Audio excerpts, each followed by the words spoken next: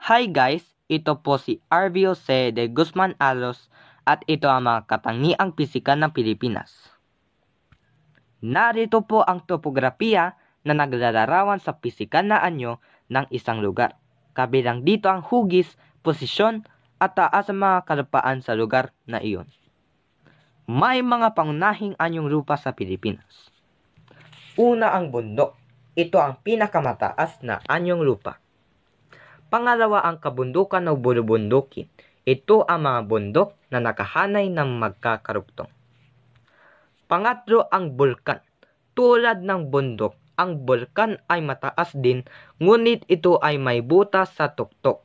Naglalabas ito ng lava, isang mainit na material na mula sa pinakailalim na bahagi ng mundo.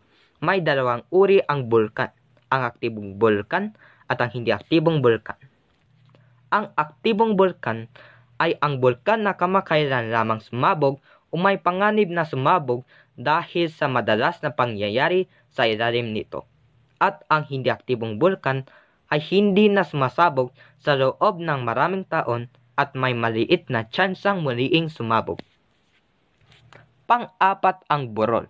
Ito ay mas mababa kung ihahambing sa bundok at bulkan. Panglima ang kapatagan. Ito ay ang anyong lupa na patag o pantay at malawak. Pang-anim ang lambak. Ito ay patag na anyong lupa sa pagitan ng dalawang mataas na anyong lupa tulad ng bundok.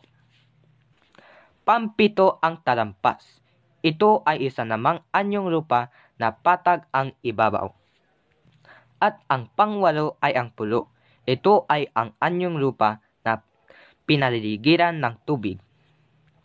Mayroon din ang mga pangnahing anyong tubig sa Pilipinas.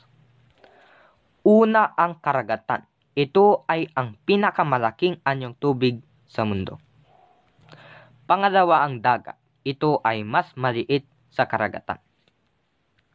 Pangatlo ang ilog. Ito ay ang anyong tubig na karaniwang dumadaloy tungo sa karagatan, dagat, lawa o isa pang ilog.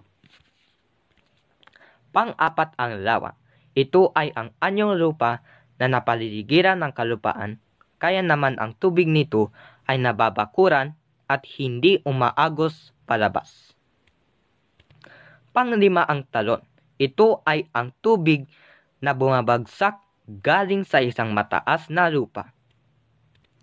Pang-anim ang luok. Ito ay ang anyong tubig na nasa baybayin ng isang kalupaan. At ang panghuli ay ang gulpo. Ito ay bahagi ng dagat na karaniwang nasa bukana ng dagat. May mga paraan upang mapangalaga ang mga anyong lupa at anyong tubig. Una, panatilihin ang kalinisan. Pangalawa ay ang pagtatanim ng mga puno. At ang pangatlo, ang pangingisda ay dapat naaayon sa batas. Yan lang po ang mga katangiang pisikal ng Pilipinas. Salamat sa pakikinig.